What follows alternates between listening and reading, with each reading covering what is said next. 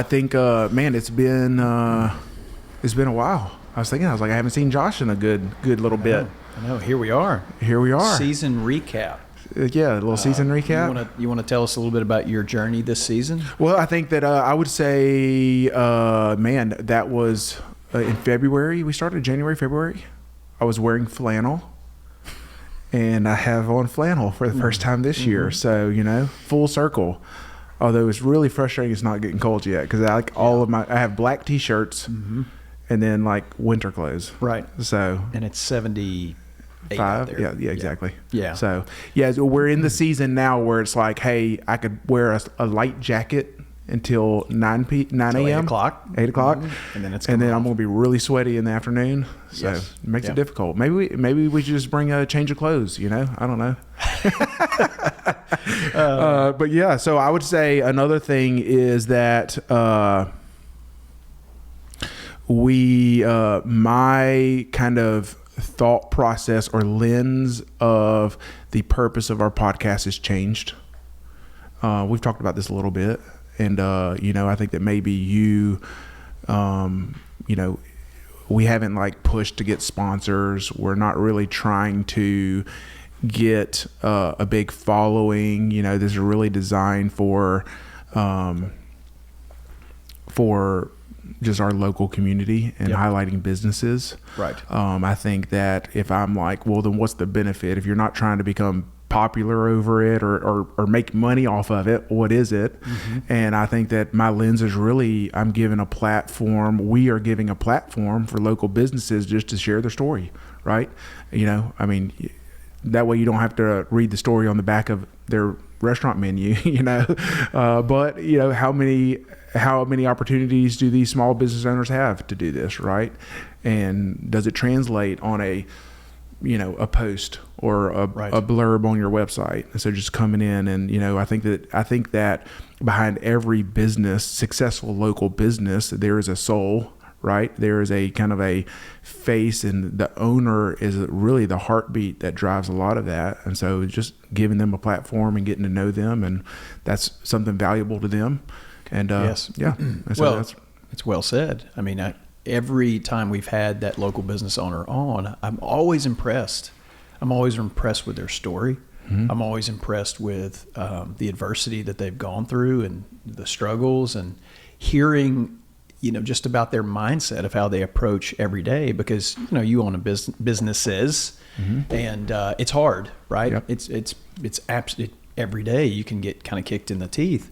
And so to hear from other people that are going through that, and you hear their story, and they do have that moment to, it's almost like, man, it's just beautiful for them to get to tell this story. Like David Alvis is a great example of like, look at all the success. Yeah. But as you mentioned before, like, but you didn't see all the work. Yeah. And so hearing those stories for me has been the best part of what this podcast has been for this season, without a doubt. Yeah. And we're so consumeristic, and we are literally walking around with a loaded gun at all times with our phones. Right. And so it just puts things in perspective of, hey, a lower level tier person at this business who the owner probably doesn't even know exist or know their name, made a mistake or had a bad day, or they need to fix a process. So I can either reach out to that owner because now I hear their story. This is their livelihood. This is how they're feeding their family. Right. And I can reach out to that owner and say, hey, just thought you might want to know this. Because here's the thing, sure, there might be some owners that don't want to hear it and get defensive, but like as an owner, I want to hear those stories. Right. My reputation is on the line here. That's exactly right. It's valuable for me because guess what? When I show up, they're not acting that way or doing that thing. Right.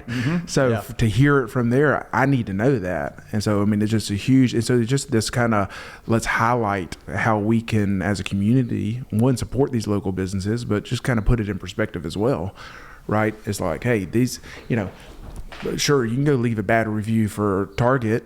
It's not going to shut them down, but you leave a bad review for a local business, it's going to hurt their reputation and ultimately affect their bottom line quickly. Yep. And so, just kind of puts that in perspective. I think that, one of the things we wanted to do with this was also, hey, just provide some relatability and empathy, and maybe even a open channel to struggling business owners of, hey, it's lonely, right? Leadership is lonely. It's lonely at the top, and who are you going to go share these frustrations with? Right. You can't go share them with your employees. Mm-hmm. You can't go home to your wife and kids and share them, or to your husband and you kids. You can try. Yeah. That doesn't end well. Mm-mm. Yeah. Oh, your day was crappy? Let's talk about mine. Right. Okay. That's never happened. Yeah. So it's kind of like, it's this kind of community of other people that are in the same boat, and there's some empathy. But it kind of even goes back into what Luke said on his podcast, talking about bringing these church planners in, right? Is that you see this on a local level. You see a lot of people in nonprofit organizations or even businesses view their competitors as the enemy, mm-hmm. right?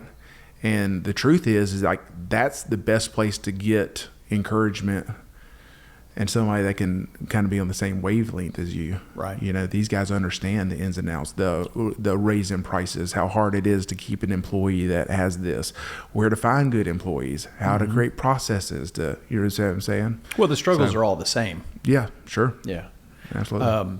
Well, another piece that I've liked about this, if there's anything you said kind of amplifying or giving a platform to, it is an understanding that small business, locally owned business, family business, all these things, how important they are to communities. Yes. And when one day they all kind of fade to the background, I think it's going to be it's going to be a less satisfactory market for shoppers.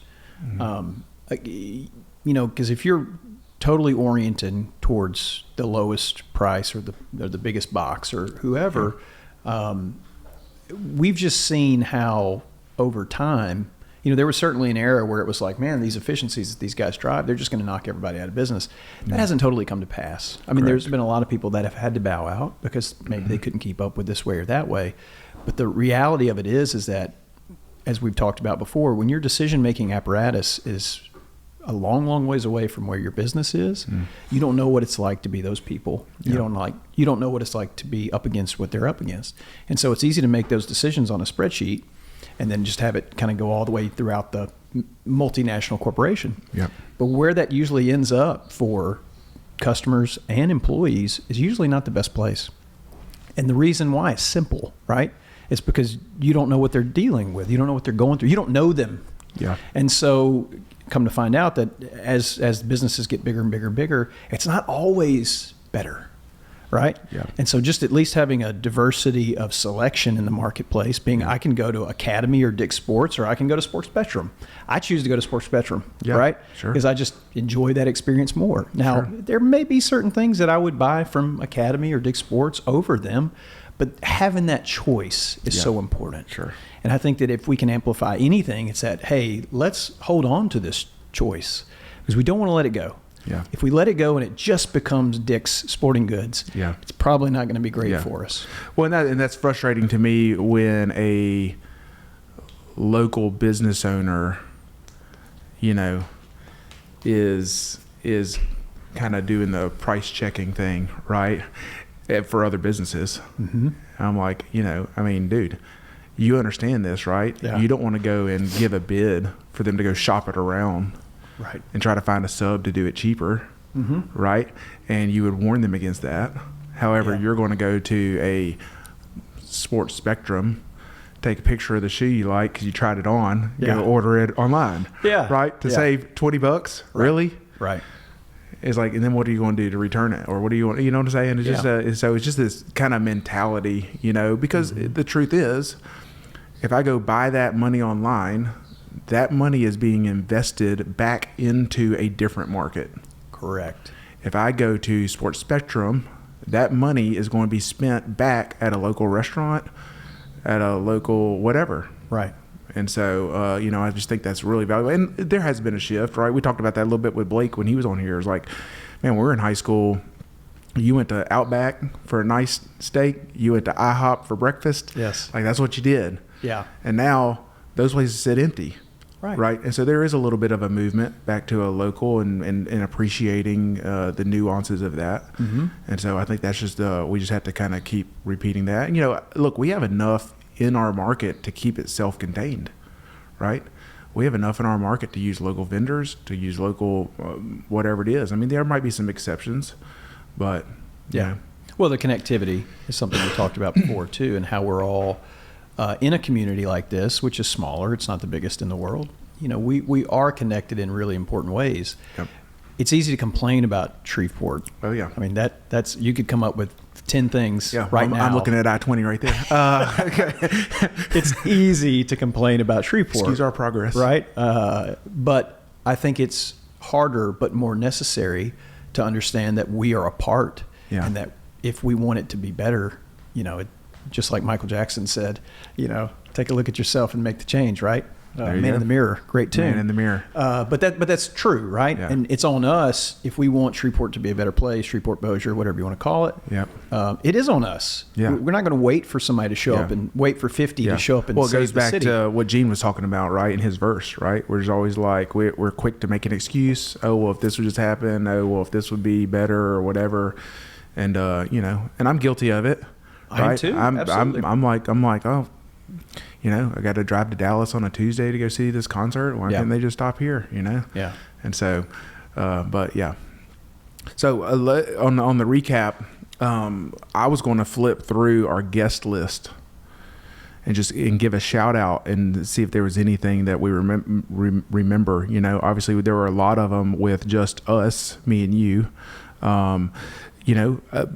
Runner up, or possibly, one of the top 2 or 3 guests of the year, Jason Wood, was our first guest. Oh, he's got to get a special shout out. Yeah, got to get a special shout out. Yes, absolutely. So definitely a shout out to Jason Wood. He is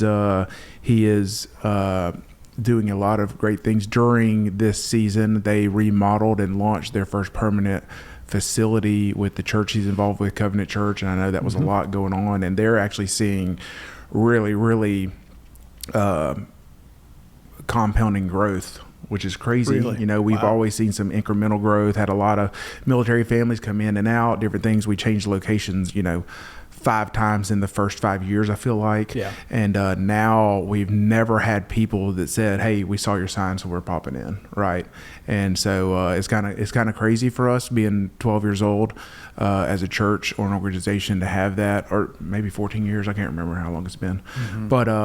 But yeah, and I'm honored because they asked me, hey, we're scaling. Can you come give some leadership principles on what we can do, So I'm excited about doing that. There you go. Jason, great guest. We'll see. Jason Wood, yeah. And he's also doing some counseling on the side. In fact, I just mentioned him yesterday. Hey, could I just open up an account with the lady at your desk, and any of my people can come to a session, and I don't need to know who it is, just provide that. So I love that. Yeah. I love pretty that. cool. So what company is that would be I think he's working through Clint Davis Counseling right now, which we need to have him on next season. Mm-hmm. Are we going to have another trip to Dallas to sit by a pool? I think we're going to have an sit by a pool to come up with a guest list. Right, off-site brainstorming session. Yeah, I think that's so. Yeah, that's important. That is very important. Tax deductible too, by the way. Yes, absolutely. Mm-hmm. But yeah, so Clint Davis next season for sure. I'm trying to think, some conference takeaways. I'm not sure. Maybe we should start putting the guest in the title. Jason Wood back again. I guess we didn't have Taylor Robertson. Yeah. A.E. Robertson. She was great. Pork chop, meat chop. What was it? Country club is what I call it. She has 2 sides. Her private life, they call her country club. At the the male dominated T-bone. That's I had some people come into the new store that I had heard that. Yeah. And I was really impressed. She was great. She was. I'm so inspired by her coming into a world that may not be the easiest to go into. Yeah. And the way that she's coming in and saying, "Hey, I'm going to own it, and we're going to do these things." And she had great energy. Yeah. And she was a great guest. Well, normally you have people on one end of the spectrum or the other. Either they're really good business minded. and like good with people and sales and customer service, or they're really good with numbers, Mm-hmm. you know, and to take someone like her who is actually great at both is like, Right. you know, I mean, it's always like, hey, you know, she owns her own business now, but even before I was like, how could I get her? Like, I need her. I need let's clone her. Right. That'd be great. So, Right. but no, she's just such a great person and down to earth, and, you know, just willing to help and give advice. And, you know, she's on my very short list of people when I can't think of an answer or something, or I'm in a situation to call. So she's great. She should probably invoice me for those calls, but she doesn't. Let's see, Bo Hayes. Yeah. Bo Hayes. Wow. What a yeah. He taught me a lot of things, but one of the things I really remember about his story was just his ability to think outside the box, be flexible, just rise to the moment in a way that few people do. Well, it goes back to this, and I'm reading through this energy leadership book, which is really good. You should read it.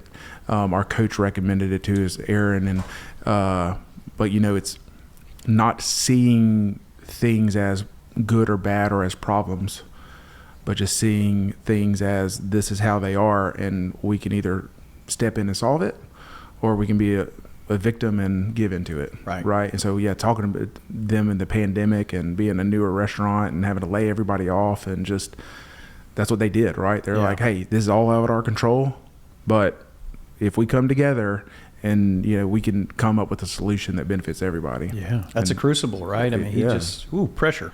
It's a lot of pressure. Yeah. Yep. It's good stuff. I like it. Let's see. We visited your location in Blanchard. Yes. How's that going, by the way? Grand opening. It's going well. You know, it takes time for stores like that to really mature and kind of have the population around us really understand what we do. Change habits, right? Change habits, because they're just used Buying to, habits. hey. The reception, the people that come in, I couldn't be more pleased. It seems like the community is very thankful to have that option there. Yeah. And so we've got a great foundation. Well, I was just thinking through owning a trade company. You know, if we were doing anything north of town, we were jumping on the loop and heading to Pines Road to get something, or Bossier. Right. Yeah, exactly. Yes. And so to have that right there is just great. Great foundation, good team of people there. And that was a fun episode. That was nice. Yes, that was a good one. Mitch Johnson. Oh, Mitch. Yes. So, Microwave. Yes. Mitch. What was his response? You know, it's great because, you know, I didn't realize about him, but, you know, I'm very inclined to do the same thing. It's just ideas. And so, do you know his Enneagram? No clue. But no, it was great. What I loved about that, and I think I had in my own little Facebook post about it, was recorded conversation with my dad like that. Yeah. You know, we just sat with Gene and he talked about his dad. Sure. And so just to have a little glimpse into the hours and hours and hours and hours and hours that I've spent with my dad talking about business. Sure. Just as sort of a keepsake. Yeah. I think it's worth the cost. Yeah. Well, and it's to have a third party in the conversation to kind of probe and be like, hey, right, because it just becomes history to you, and kind of now you're at a place where, well, that happened, now this is what's normal. Yeah. And just kind of digging that good stuff. Then we had on Cassie Hammett. Yes. I mean, dude, we've had some bangers on here, That's man. right. She's just a rock star at what she does. I think she might have been, you know, Jason didn't really come to talk about his organization, but Cassie was talking about hers, and that might have been our first nonprofit. Yep. But, you know, that's one of the things that I knew, but even more after interviewing several nonprofits, is they have to be ran like a business, like an organization, right? The mission can't be the only thing. Right. There has to be a business side to it, or it's not going to make it. Correct. And she embodies to me exactly what we talked about, the idea that if you want to make a place better, it's on you. Oh, yeah. Like she is probably the best example of that in this city. Yeah. Maybe I'm overlooking some folks, but she's well, I mean, her husband's a professional musician, super talented. She's just this like very outgoing person, a dynamic leader, and attracts a lot of people. They could have gone to any big city, right, and like fit in and been successful, right? And like been cool people. Like I was always tell Cassie, I was like, yeah, we went to college together, but she was way too cool to be hanging out. Like, she was, the best worship band in town she was involved with them, I was just a mere spectator. That's okay. But yeah, you've come a long way. Yes. But you think of somebody like them, but then for her to say, that they just always were drawn to come back and to do what they're doing here. And, thank you. And we're right. You always this question, and obviously I had to give a shout out to Andy Stanley, so I quoted him so much. But one of the questions he asked is, if your organization disappeared tomorrow, would the community notice? And that's a great question to ask. Yeah. And for Cassie, that would be definitely. Oh, absolutely. Right. And so they are doing some great things. So excited about the hub. The hub. Yes. Aaron Barker, our business coach, was in town from Cincinnati, Ohio. Yes. Yeah. I asked him the other day if he knew JD Vance. He's coaching him. I just said, hey, do you know JD? He's like, JD. No, I don't know. Was that a referral you sent me? And this is what's kind of cool is, Aaron's made a impact on me and just the way I've been thinking. And I've seen a lot of growth over almost 2 years. And now, I was counting the other day, I think that in just Shreveport-Bossier, he's coaching maybe 6 or 7 other people. Wow. And so, so pretty cool. And, Aaron. Yeah, listen, it was great to have Aaron, to meet him in person after so many Zoom calls and spending hours with him on the phone. He's much taller in person. Taller than you think? Much taller. Taller, yeah. And he has really helped shape my thinking of late, which I do believe will show lots and lots of fruit as our business pursues its mission. And so, shout out to Aaron and for what he's done for both of us. And it was great to have him. Yep. Great stuff. Next we have the mayor, Tommy Chandler. Wow. Where were you when you got the call? Tommy was coming on. I reached out to Tommy. I've dealt with him on a few things, and I just thought it'd been great to, one of the people which we need to have her on, but the Bossier City planner, Carlotta Brown, I've known her for a while, and man, she's just when it comes to local politics in Bossier, she's a rock star. I mean, anybody you talk to, they're like, oh yeah, Carlotta is the shining star in everything. Not saying there aren't other great people, but she is just really, really good. So, I was just blowing her up every time I would see dirt move, like, hey, what's going here? Hey, what's this, right? Mm-hmm. So it's just great to be able to kind of what's going on, because I get excited about it. Yeah. And that's it. It's just like, it's not because I'm being nosy. It's like, man, I just get excited about new businesses and new things in our area. Yeah. And so I think that's what's great about Tommy is he is a third or second generation like entrepreneur, right? Business owner. Yeah. And I think his siblings also own businesses. And so it's kind of been instilled in them to own businesses. And so he understands that, hey, our community is going to rise and fall to the levels of the businesses we have. And it's reflected in when we talked with him about the growth that Bossier was seeing, the people that Bossier's attracting. Yeah. And it's obvious to me that part of that is Tommy's attitude towards growth and towards business. And it makes a big difference. If you want your community to thrive, there's certain fundamentals that have to be happening under the hood. And so shouts to Tommy for, what he's done for Bossier. It's funny is the guests that we're having on, most people have never been on a podcast. And I think before we started this, I had been on one podcast twice, but not much. Yeah. And so it's always like, okay, there's just this kind of nervousness about it, with Mitch, my father-in-law, and then Tommy. I'm like, hey man, we're just going to talk. Like, we're not going to try to pull one over on Gotcha. you. Gotcha questions. Hey, I found a quote from 2016. Brittany Spivey. Oh yeah, dude, we've had some good ones. I'm thinking of like, who do we want to have on next season? Like these guys just need to come back. Yeah, less of us talking, right? Yeah. Brittany, just when I think of her, I think of the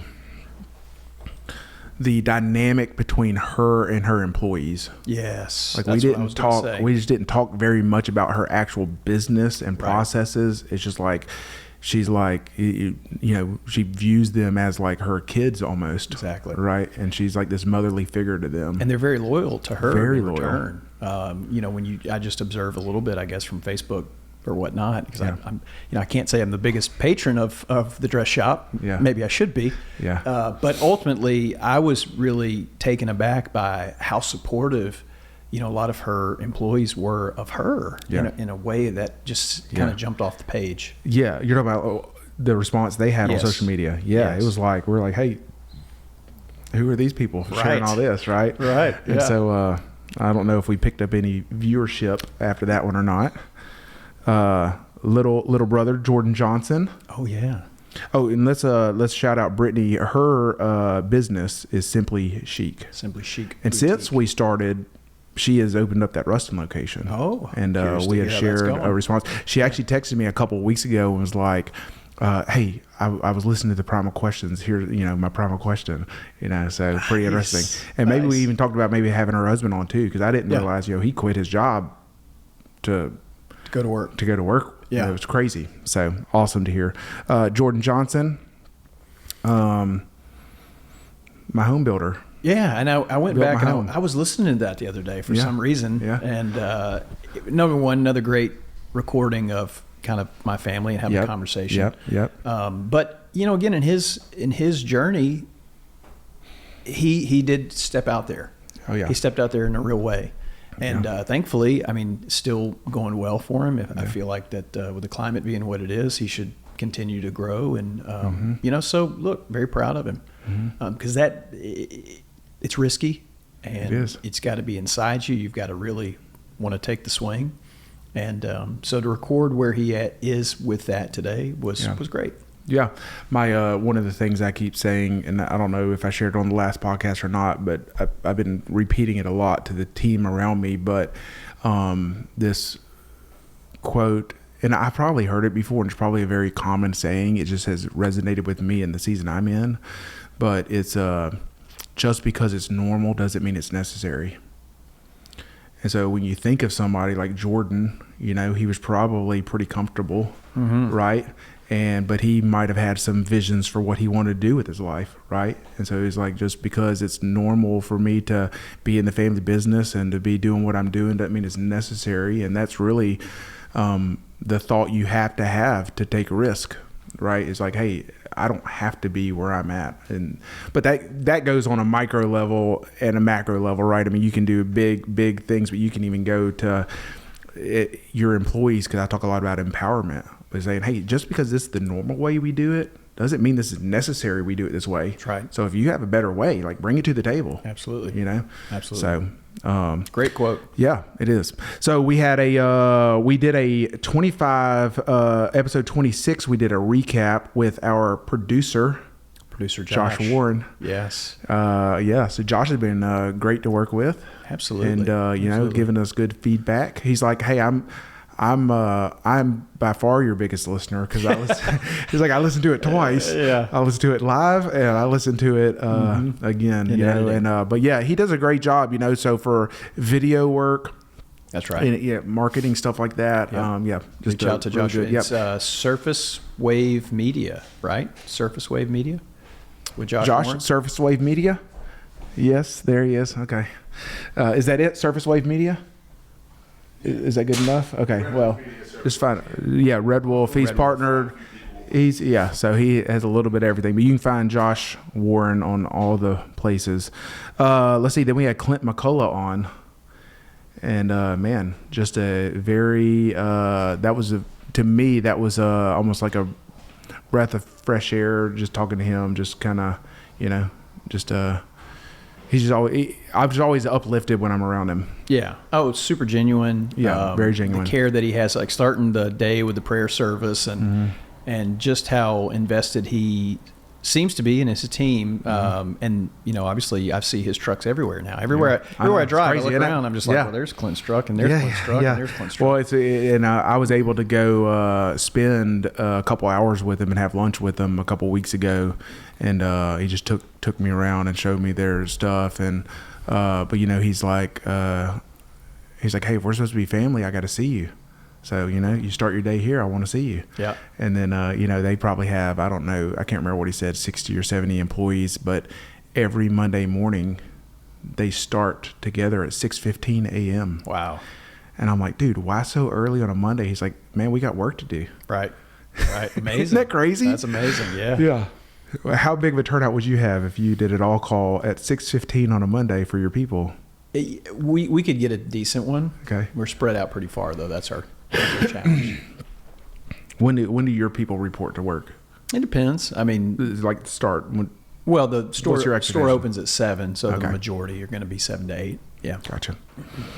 So Clint, great. Whitehead's is one that the septic pump out. Then they have the Edge, the Shreveport Edge, concrete cut. Yep. Yeah. Man, talk about some equipment. That was kind of cool to go see. Oh, I'd love to see these massive equipment. Yeah.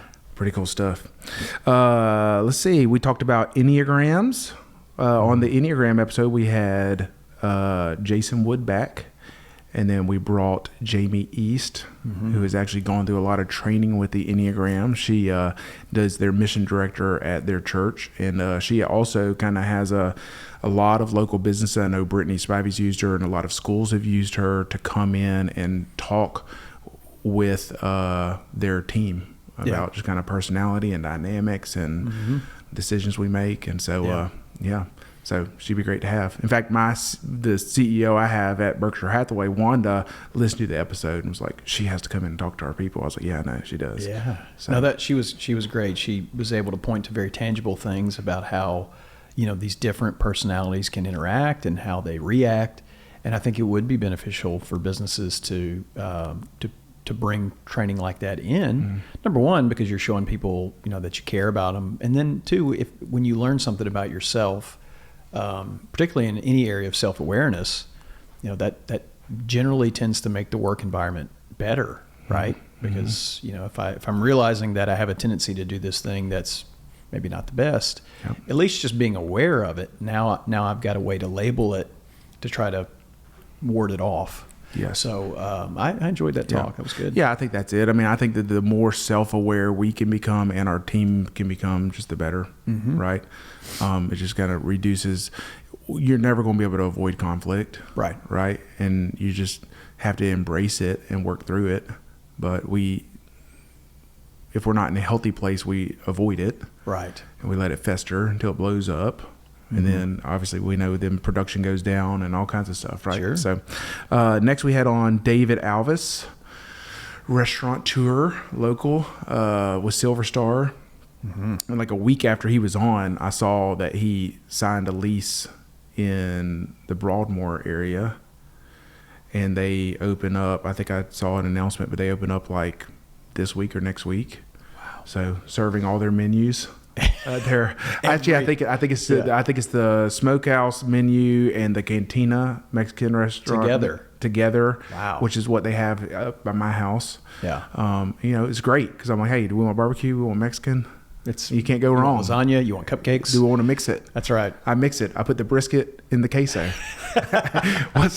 It's amazing. It sounds really good. It is. Sounds really good. And so and then the buttercups. So but it's the let's see, Trejo's was in there for a long time, and then Pepito's went in there. Oh, okay. I know what you're talking about. And then Pepito shut down, and so he said, well, hey, I'll come take it over. Yeah. So it's great though, because you think of being in the town of Shreveport, you have to go to the outskirts to go to Silver Star. Right. Benton, Houghton, Blanchard, South Shreveport. So now he's right in the middle, man. He's just in there. I wish that was when I lived on Greenway Place. I wish it was right there, nice, man. It would have been on our rotation. Yep. But anyways, let's see. Then we had on Blake Jackson. Blake, he's a bundle of energy, Chef isn't Blake. he? Listen, I mean, what I got from him was just passion. Yeah, it's almost like one of those stories, like A League of Their Own, where it starts off with an old person and they're recounting their lives. Yeah, and I'm like, dude, how are you younger than me, and you have lived? It's almost like a like the Forrest Gump movie. It's like all these things you had your fingers. He's like, yeah, I was a politician. Oh yeah, I was on the Food Network. Oh yeah, I did this. And I'm like, dude, how are you only like in your mid-30s doing this? And I am super excited to try the new restaurant. Yeah, and so he just opened up. He had mentioned that they were doing the kind of the casual restaurant that was open, May & Co. And then he was opening up the new one, Heron. Yep. And I think they just launching this weekend. I got to get in there. Yeah. So we got to get in there. We got to get in there. More fine dining. I really think one of the things we can do with this podcast is get some food, because we have not gotten a meal. But I mean, look, I'm just thinking like, hey, can you throw us a bone here? That's right. We'll do a live podcast while we eat some of your food. Like, let's do something here. Some people right next to us are trying to have like their anniversary dinner, and we've got like a phone filming each other. Look, I can come after hours or before it opens. Sure. Like, you don't, just make an exception. Soft open. Yeah, soft open. Let's see. Then Luke Allen, my brother, was on. I thought that was great. Yeah, I could tell during the podcast. That's probably the one that you had on, maybe with Clint as well, but you didn't know, like you were kind of going in blind, or you were learning things about him that you had no clue was there. Yeah. Right. And so, because you just know him as the pastor at Covenant Church. That's right. But, to think through that, what they're doing. Yeah. Crazy. Amazing stuff. And then to hear, because, look, we've got our own opinions about church and the role they serve, and what type of church experience you would want, and to hear his perspective on it. And I went home and I was telling Brooke about it, and she was like, it didn't quite resonate with her the same way it resonated with me. And again, that he is called to do what he's called to do, to me is interesting, right? It's very interesting. Yeah. I probably wouldn't pursue something like that in a church environment, right? But in terms of what he's saying about new churches reach new people, and there's like a founder energy behind new churches that old churches don't have. Yeah. And that's so true, right? Like there's founder mode, and then there's manager mode. Yeah. And churches, I wasn't thinking about this. Yeah. Churches are exactly the same way, where you've got founder energy, and then it graduates into a more of a bureaucratic or not as risk-taking type of energy. Sure. And to hear him say, well, somebody's got to be on the front end of that spear, and here's how I'm doing it, I thought it was amazing. Yeah. Well, and I think another thing, too, is just this idea that because it's a religious organization, that there's still a place for risk assessment, weighing through some things, seeking out help to like think through logistics of things, right? Because, sure, have we heard the story of somebody that just showed up on a street corner and, started praying, and then a mega church was there a year later? Possibly, right? But that's not really what it is, right? I mean, it is pockets of congregations of 200-300 people just spread out and all over the world of these pockets of community is really the how this grows and sustains. And so, so just to add that level of, hey, yes, there's a spiritual side, and yes, there is faith that this is going to work, but you can also, it's also wise to, plan and have some risk assessment. Exactly. That there's a little thought that went into the act, and then ultimately that we need both. We need both types of organizations. Absolutely. Because they're going to serve different people. Sure. And so I thought it was great. Yeah, good stuff. So then the last guest we had was Gene Ortiz, father-in-law. We ended with my family. Yeah. So that's right. Full circle. Yeah. Come full circle. So so Gene. Yeah, I mean, he just full of wisdom, right? And he just shares his opinion. Yeah. And he gave us his 7 lessons that he took from his dad, which was very touching, because he obviously really, really looked up to and loved his dad. So it was beautiful to hear the story, because these are important stories to tell. Yep.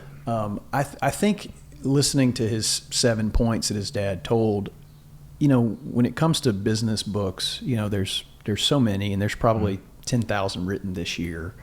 You know, what I'm reminded of is when he's given us these 7 lessons from his dad, who was not buying books off of Amazon. Okay. Yeah, sure. This guy's like in rural Louisiana selling fish and ice and like just building his own contraptions to solve problems. Tugboats. Yeah. And it's amazing, number one, to think about like how much that they could do that we can't do today. Yeah. But ultimately the business lessons that he talked about, like you can repackage these in a million different ways, but a lot of them are just really basic, and it's common sense stuff. And the more that you try to make it this, you know, churched up, PhD kind of thing, Sure. it's kind of simple. It is. You know, care about people. Yeah. Watch your pennies. Yeah. Be valuable to somebody. Yeah. You know, just care. Yeah. And you're right. I mean, and that's what I was talking to Hannah the other day, which we need to have them on next time, Hannah and Shay. Absolutely. But Hannah was like, hey, you know, the more I'm reading these business books, they all kind of say the same thing. Yeah. Like, hey, have a good attitude, you know, help people, work hard.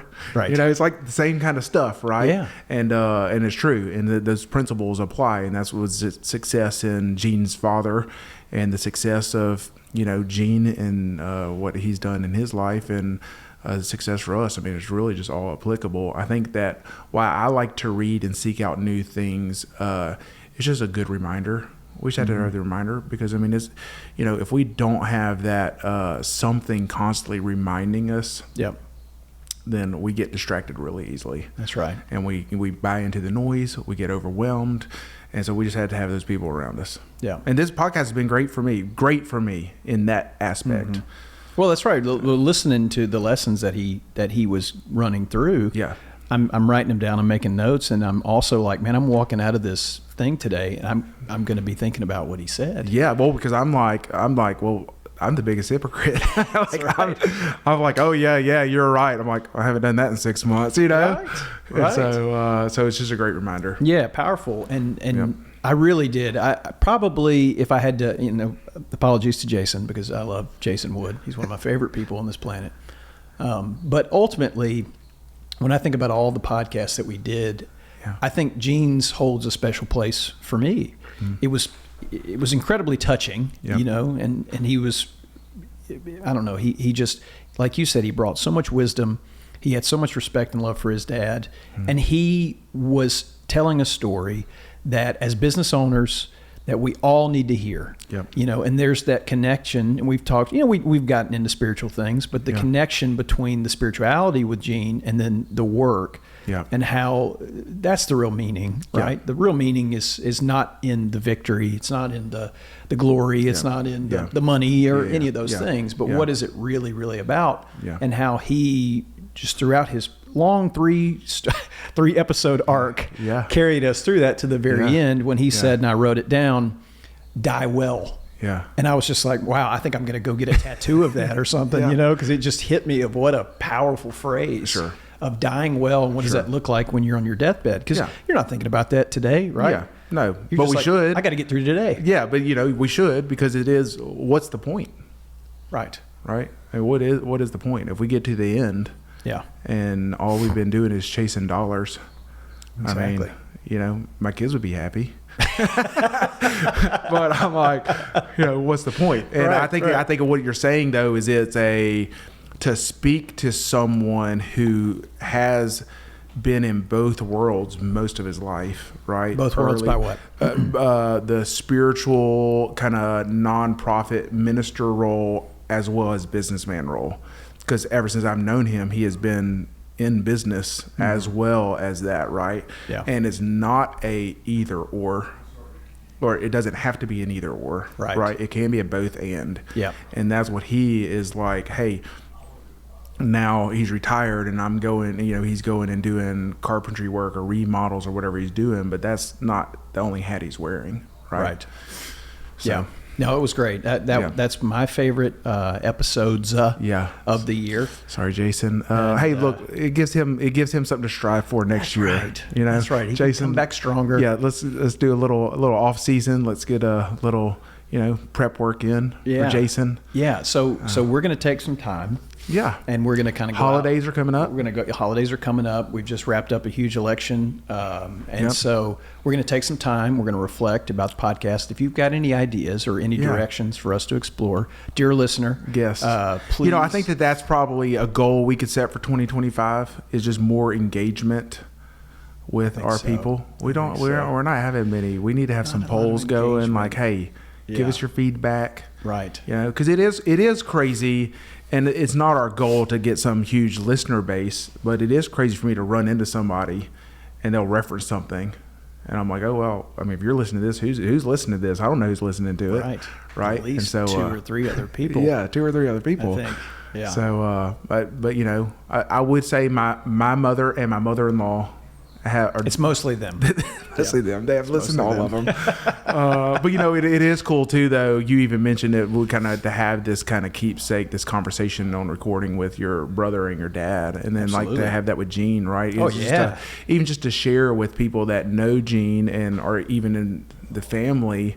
To have this recording, because you hear the stories and you reminisce and you talk, but to have a 3-hour recording that has that is just pretty cool. I mean, even if that's the cost that I've put into this for this whole season, even if that's what I get out of it, it's worth it, right? I feel exactly like that in terms of this podcast, and you think about like your son listening to this conversation with you and Gene, or his kids, or their kids, or and I feel the same way about music to a degree. It's like, hey, if I put out something, maybe my great grandkid could listen in and be like, man, he wasn't very good, but hey, he did this thing, So I think this recording is special if if it stays on the web. It'll be there. We hope. Yeah. So it's a very Unless special we get canceled. thing. Well, perhaps they'll look back and but I think that's a great point, and just the documentation of it is great. And look, spending the time has been good because it's been great. I've appreciated it. So let's. Yeah, well, I mean, I just think that it's made me a better business owner. 2024 really has been the hardest year I've had in business ever, I think. Not some of it's external, some of it's internal, and some of it's just like me being forced to do things in the company that I didn't want to have to do, but I had to. And so it's kind of taken me off of what I really envisioned my time being spent doing. And so I'm excited for 2025, set up some good goals. Maybe I'll share some of those on the first episode we do. Okay. Advanced goal setting. I've been working on that. Yes. I've been working on it. Yep. Well, and yes, and that's not easy. No, it's not. Okay. Man, I got nothing else. So. Hey, happy holidays to everyone. Happy holidays. We'll see you sometime in January. I'm not sure. We got to get our planning retreat. Planning retreat. I want to plan. I'm ready to plan the planning retreat. Me too. I like me a little good trip. That's right. That's right. All right. Thanks, man. All right. See you. Bye.